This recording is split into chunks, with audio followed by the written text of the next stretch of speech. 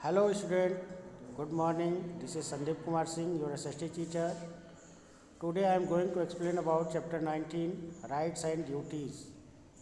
Student, what are rights and duty? We will discuss about this. For a society function properly, it is important that all its residents understand their rights and duties. किसी भी देश के समाज को विकास के लिए उसके अधिकार और कर्तव्य को समझना सबसे आवश्यक होता है.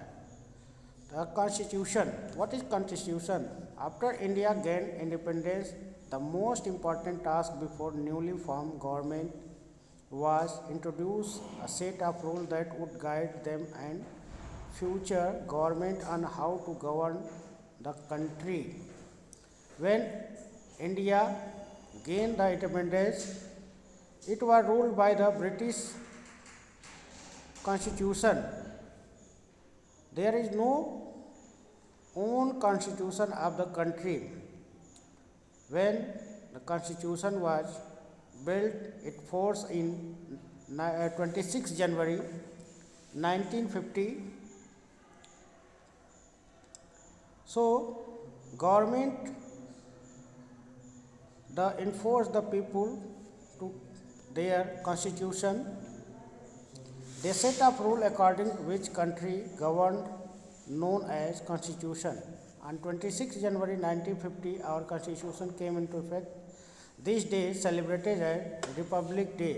इस दिन को हम रिपब्लिक डे, गणतंत्र दिवस के रूप में मनाते हैं. The Indian constitution written document. Bharat का कॉन्स्टिट्यूशन वर्ल्ड का सबसे बड़ा कॉन्स्टिट्यूशन है और ये लिखित रूप में है. The preamble. प्रियम्बल का अर्थ होता है प्रस्तावना, इंट्रोडक्शन. हम किसी भी विषय की बात करते हैं तो उसमें क्या चीज़ें इंक्लूड होती हैं हम उसकी प्रस्तावना में देते हैं, उसी को हम प्रियम्बल बोलते हैं. The constitution begin with introduction that specific in basic ideals it called preambles. इसमें कुछ बेसिक आइडियल्स दिए गए हैं जिसको हम प्रियम्बल बोलते हैं, यानी प्रस्तावना बोलते हैं. Constitution. The preamble to the Indian constitution declares India to be sovereign, socialist, secular, democratic and republic. हमारे देश के संविधान में प्रस्तावना में ये साफ साफ लिखा गया है कि हमारा देश सॉवरेन यानी संप्रभु. संप्रभु का अर्थ होता है कि कोई भी बाहरी देश का हस्तक्षेप नहीं होगा. सोशलिस्ट, समाज के सभी वर्गों को लेकर के चलने वाले सोशलिस्ट कहे जाते हैं. And secular. सेकुलर का मतलब होता है कि किसी भी धर्म को वो संरक्षित नहीं करेगा, सभी धर्मों को समान रूप से सहयोग करेंगे. सभी धर्म चाहे जो भी व्यक्ति है उसको फॉलो करने के लिए पूरी तरह से स्वतंत्र हैं. And democratic. जो देश की संवैधानिक ढांचा है वो डेमोक्रेटिक है, अर्थात इसका मतलब होता है कि कोई भी व्यक्ति आनुवंशिक रूप से इसमें पदासीन नहीं हो सकता है, बल्कि उसका चुनाव जनता करती है. We will understand the meaning of the terms in higher classes. Fundamental rights. हमारे मौलिक अधिकार क्या क्या है? The Constitution to give its citizen fundamental rights. No government or individual can deny these rights to the people. भारतीय संविधान ने यहाँ के नागरिकों के लिए कुछ मौलिक अधिकार दिए हुए हैं और ये अधिकार ना ही गवर्नमेंट ना ही कोई संस्था इसको बाधित कर सकती है, ना ही रोक सकती है, हटा सकती है. If any fundamental rights is denied the person can appeal in the court of law.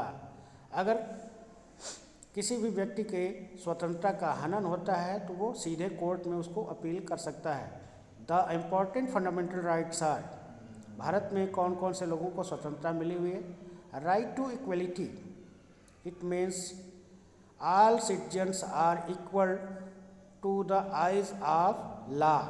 It means Bharat का हर व्यक्ति संविधान के सामने बराबर है, चाहे वो किसी भी धर्म का हो, किसी भी जाति का हो, किसी भी पंथ का हो, किसी भी जगह का हो, किसी भी रंग का हो. वो सभी संविधान के सामने सभी बराबर हैं.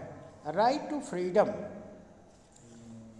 स्वतंत्र रहने का अधिकार, यानी हमें इसमें देखेंगे कि बहुत सारी स्वतंत्रता मिली हुई है। ऑफ स्पीच, जैसे कि हम बोल भी सकते हैं। असेंबली, हम कहीं भी सभा भी कर सकते हैं, आयोजन भी कर सकते हैं। मूवमेंट, हम कहीं भी जा सकते हैं, पूरे देश में हम कहीं भी जाने में स्वतंत्र हैं। रेजिडेंस, कहीं भी हम पूरे देश में किसी भी भाग में हम वहाँ पर रह सकते हैं। प्रोफेशन, कोई भी कार्य हम करने में स्वतंत्र हैं। It also provided for free and compulsory education for all children between 6 and 14 years.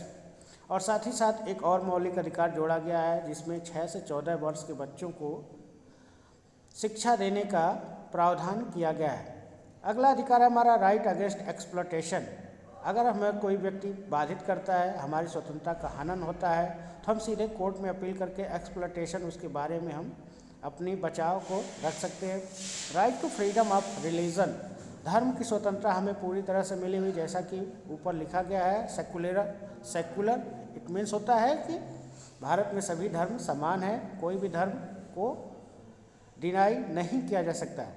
Cultural and educational right, हर व्यक्ति अपने संस्कृति की रक्षा, अपनी शिक्षा की व्यवस्था स्वयं कर सकता है। कोई भी संस्था खोल सकती है, चाहे उसमें वो धार्मिक शिक्षा भी दे सकता है।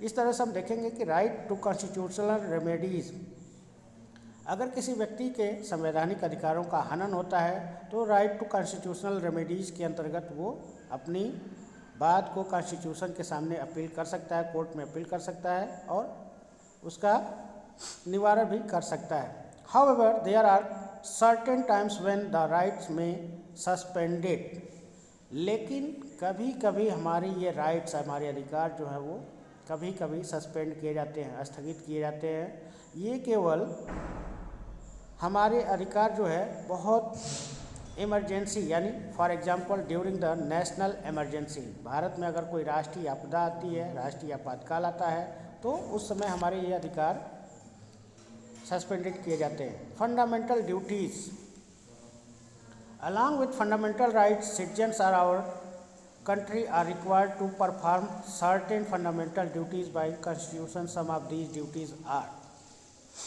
फंडामेंटल मतलब हमारे मौलिक कर्तव्य। अगर हमारे कहीं अधिकार भी है तो हमारे जिम्मेदारी भी बनती है, हमारे कर्तव्य बनते हैं कि हम देश की विकास में योगदान दें।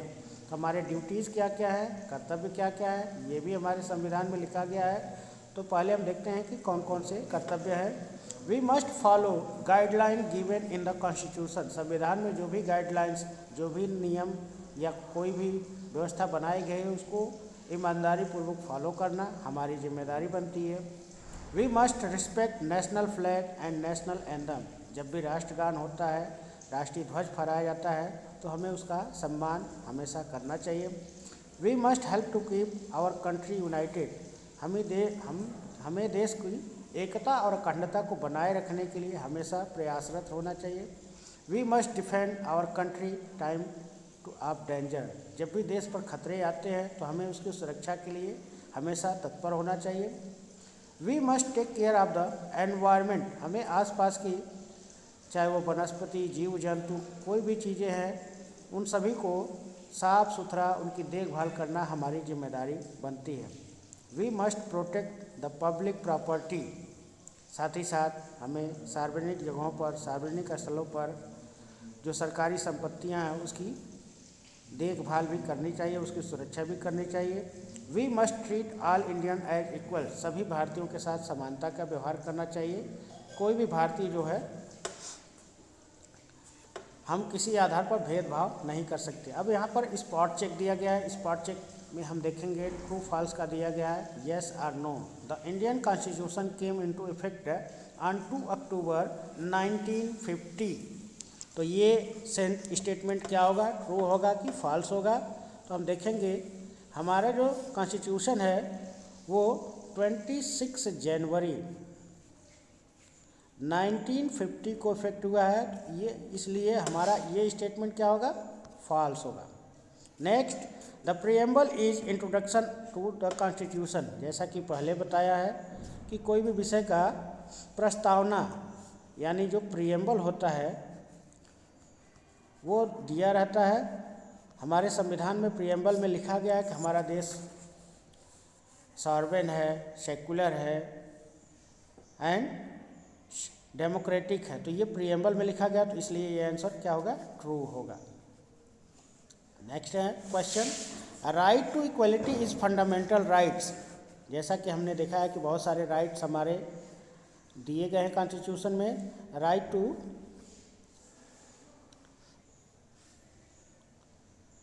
फ्रीडम यहाँ पर दिया गया, cultural, educational right, right against exploitation, constitutional remedies, बहुत तरह के अधिकार दिए गए हैं। तो इसलिए ये भी स्टेटमेंट क्या होगा, ट्रू होगा। Next, protecting the public property is fundamental duties.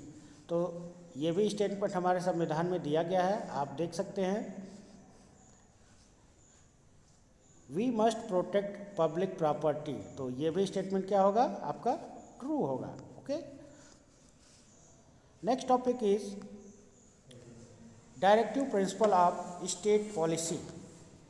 इसका अर्थ ये होता है कि संविधान ने, चाहे वो राज्य सरकार हो या केंद्र सरकार हो, उसको नियम कैसे बनाने हैं, सरकार कैसे चलानी है, किस तरह से सरकार का चुनाव होगा, लोगों को किस तरह से सुविधाएं दी जाएंगी, ये directive of principle state policy में दी गई है। The directive principle of state policy are guideline laid down the by constitution for government to follow. Government को फॉलो करने के लिए directive principle of state policy दी गई है। The guidelines are for welfare of the people. Some of the important guidelines are describe below. To provide means of earning livelihood for all people. किसी भी देश के नागरिकों के लिए वहाँ के आजीविका के साधन उपलब्ध कराना उस सरकार की जिम्मेदारी होती है। To provide equal pay for equal work for men and women. चाहे वो पुरुष हो चाहे महिला हो, अगर समान कार्य करते हैं तो सबको समान वेतन या समान उनको उपलब्ध कराया जाए। To provide proper living condition all citizen. सभी को रहने के लिए समान सुविधाएं उपलब्ध कराई जाए। To organize local self government in village. सभी व्यक्ति लोकल स्तर पर, स्थानीय स्तर पर लोकल गवर्नमेंट की व्यवस्था भी करने की प्रावधान किया गया है। तो अब देखेंगे कि इस वीडियो में बस इतना ही। नेक्स्ट वीडियो में हम नेक्स्ट चैप्टर में बात करेंगे। Till then good bye, thank you.